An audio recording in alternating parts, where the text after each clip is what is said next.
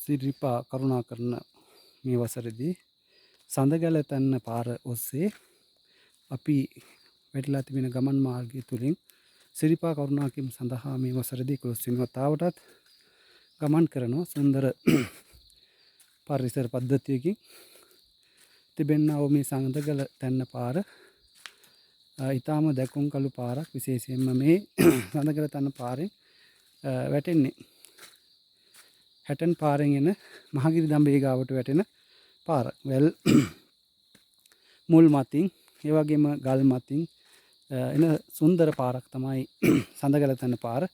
ඒ සුන්දර වටපිටාවක නිස්කලංක ගමනක් අති ඉතා කෙටි පාරක් ඔස්සේ තමයි ගමන් කිරීම සඳහා තිබෙන්නේ. නුඹත් ඊළඟ වාරයේ සිරිපා කරුණා කරනකොට සඳගැල තැන්න පාර කරුණා කරන්න. මේ වෙනකොට අපි 11 වතාවක් සිරිපා කරුණා කළ තිබෙනවා. එයින් හැටන් පාරෙන් වැඩි හරියක් කරුණා කළ තිබෙනවා වගේම රත්නපුරා පාරෙන් කොරවිට පාර ඒ වගේම එරත්ත පාර මේ කරුණා කරන්නේ සඳගැල තැන්න පාරෙන් ජීවිතේ වසරකට වරක්වත් සිරිපා කරුණා කරනවා නම් ගත සිත ප්‍රබෝධමත් වෙන්න ශාන්තිනායක අමාමෑණී බුදුපියාණන් වහන්සේගේ පාපියුම වන්දනා කිරීම සඳහා මේ සුන්දර ගමන් මාර්ගයේ ගමන් කරමින් පින් සිතින් යුතුව කුසල් වැඩෙන සංසාරට උපකාර වෙන කුසල ධර්මයන් වැඩි දියුණු කරගන්න තමන්ගේ ආධ්‍යාත්මික සෝය තමන්ගේ ගුණ ධර්ම සාර ධර්ම වැඩි දියුණු කරගන්න මේ ලස්සන පරිසරයත් එක්ක එකතු වෙන්න.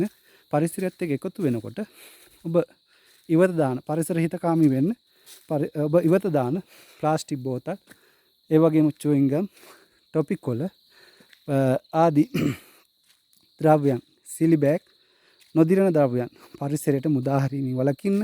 ඒ වගේම අපවිත්‍ර කිරීමෙන් ඔබගේ අපිරිසිදු දෑ මග දමා යන්න එපා.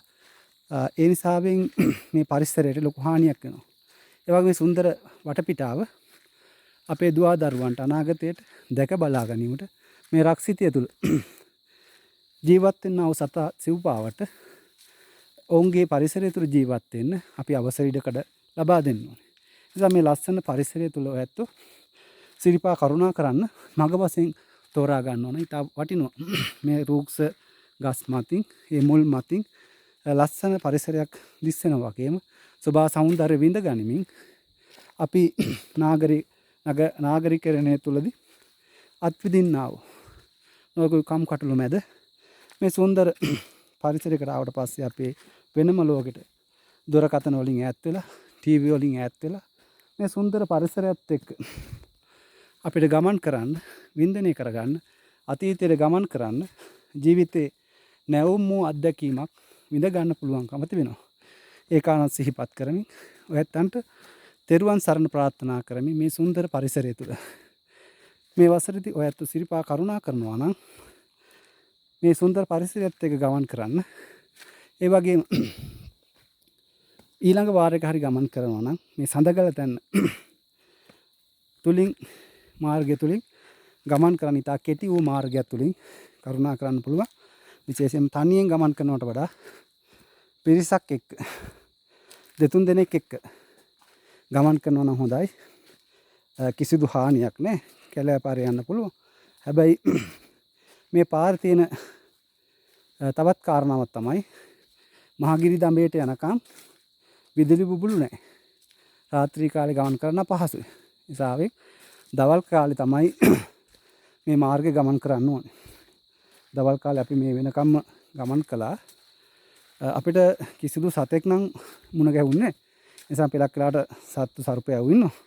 මේ පරිසරය තුළ එයත් ඔබ නොබ යනවනේ. ඒ නිසා හානියක් කරන එයත්ොන්ට හානියක් කරේ නැතොත් අපිටත් හානියක් වෙන්නේ නැහැ. ඒ නිසා මේ සුන්දර පරිසරය තුළ සිරිපා කරුණා කරන්න යන්න.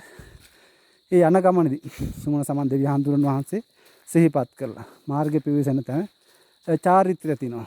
ඒ ස්ථානයේ කොල්ලත්තක් එල්ලලා සුමන සමන් දෙවියන් හඳුනන වහන්සේගේ අවසර ඉල්ලගෙන මේ සිරිපා කරුණා කරන්නේ. ඒ නිසා මේ රූස්ස ගස් යටින් යනකොට කොයිතරම් හදවතට ඇඟට සිසිලක් දැනෙනවද?